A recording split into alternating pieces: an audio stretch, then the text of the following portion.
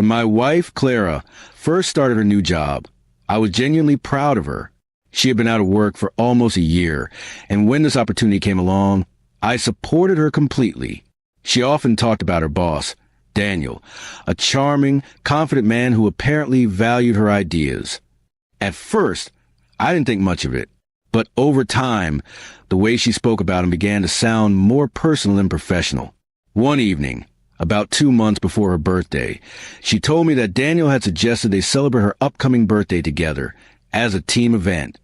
The moment she said it, I felt something tighten inside me. I calmly told her, "Clara, I'm fine with you celebrating, but don't invite your boss to your personal birthday party. It's not appropriate."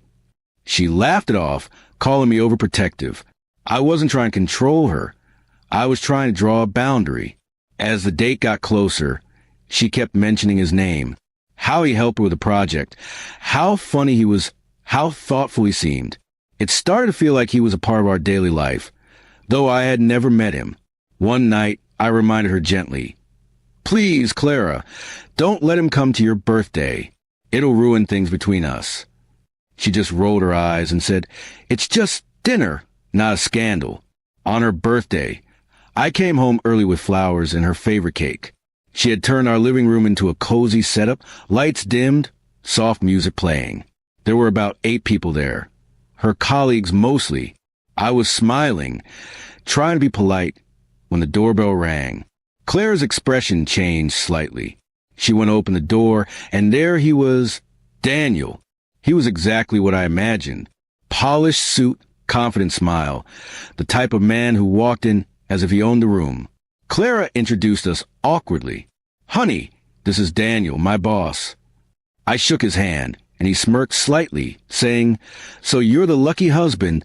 Clara talks about you sometimes."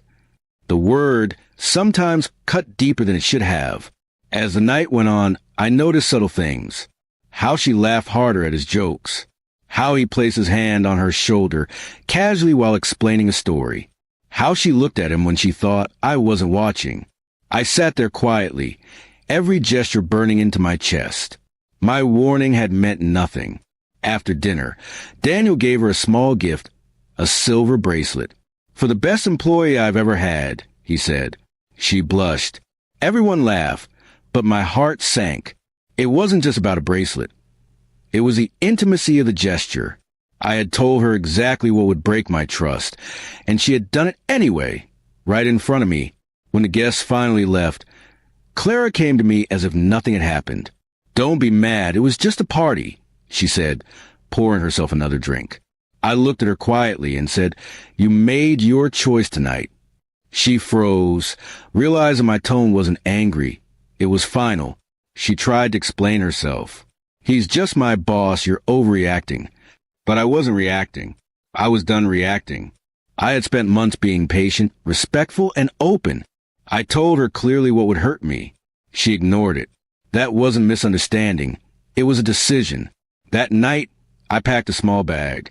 She followed me to the door, crying now, asking me to stay.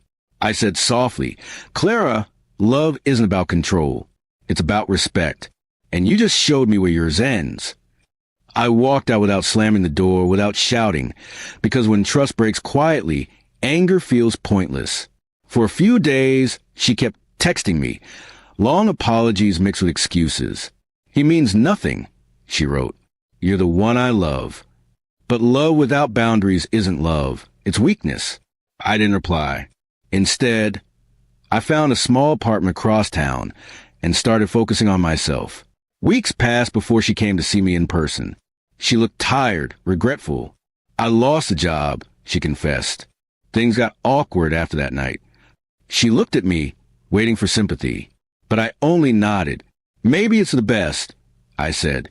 She broke down, realizing the cost of ignoring a single line I had drawn.